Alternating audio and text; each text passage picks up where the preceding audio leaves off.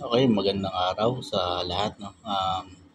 Napapansin ko lang o naisip mga siguro kagabi na ang maling naging diskarte ng dating Pangulong Duterte dito sa pakikitungo sa ating, pangulo, kasalukuyang Pangulong, Bongbong Marcos.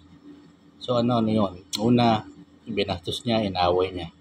Alam naman natin 'tong, dating pangulo natin, nakikita naman sa media, public knowledge naman 'yan, ang dami niyang inaaway na, leader ng iba't ibang bansa noon pa. Pati ang Pope, pati ang Panginoong Kristo, di ba? Pati Bible, kinwestiyon niya, ayon sa iba, binastos daw niya. So, ito naging maling diskarte ng dating Pangulong Duterte. Ngayon, yung sinabi niyang meron daw tayong bangag na Pangulo. Tinutukoy nga niya doon si, obviously naman, si Pangulong Bongbong Marcos. Mga sumunod na interview, tinanggi niya, wala talaga sinabing ganun. So, out of control na to si dating Pangulong Duterte. Hindi mapigilan ng bunganga o ano-ano naiisip. Yan ang naging mali niyang diskarte.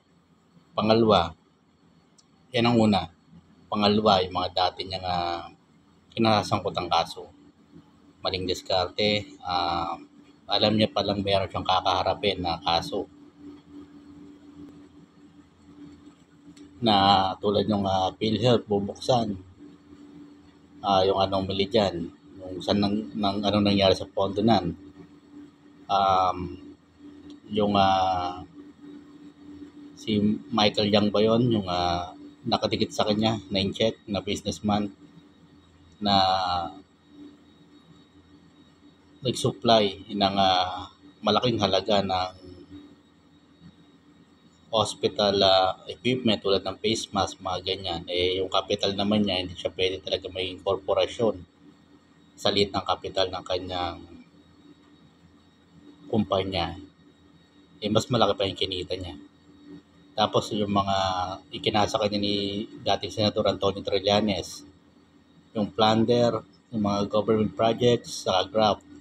Tapos sinaway pa niya yung Pangulong Bongbong Marcos ngayon. Ayun tuloy nangyayari sa kanila. Sara Duterte, Vice Presidente Sara Duterte, imbis na pwede siyang manalo itong susunod na eleksyon, napahamak siya sa maling inasa ng kanyang ama na si dating Pangulong Rodrigo Roa Duterte. Mali ang naging diskarte niya. Ayan, pinipilitan siya ng kaso, yung mga kaso niya sa Congress hearing, yung EJK, ayun pa yung ICC. Ang daming problema ng dating Pangulong Duterte. So yung mga dumidikit sa kanyang politiko dati, ewan ko bakit hindi na nadala ang ating mga politiko. May araw na malakas ang isang politiko, kumbaga taon niya o araw niya. Darating din ang araw, hindi niya araw, iba naman. Nag-aalis na sa kanya yung mga dating kanyang kalyado, iniiwan na siya. Sa politika kasi, no permanent friends, permanent interest meron.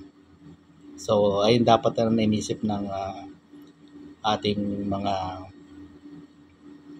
politiko o nagsisilbi sa bayan.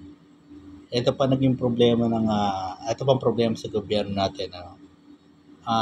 Matino yung kalsada, babakbakin, kukuha ng pondo sa gobyerno, sa buwis natin, ano mangyayari? Ititiwangwang, nag-cause pa ng traffic at aksidente.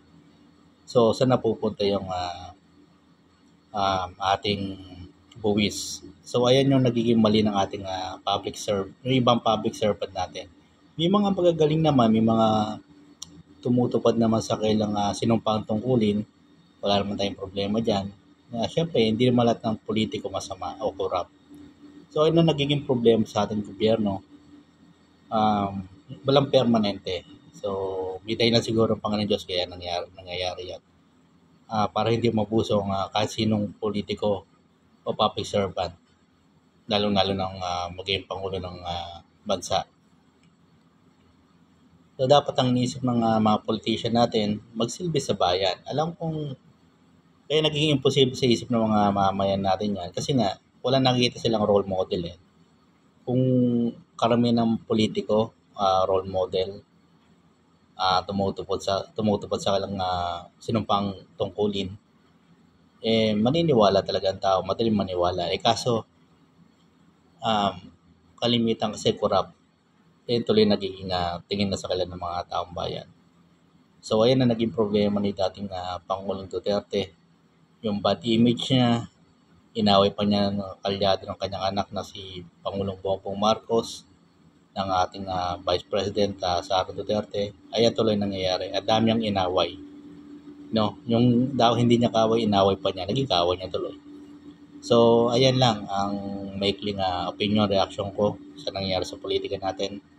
At susunod na election, mga kasama, iboto po natin sa Senado yung karapat-dapat. Sa tingin natin na maglilingkod po talaga. Walang perfecto pero yung maglilingkod talaga sa clean track record. So hanggang dito lang po muna yung vlog at maraming salamat po.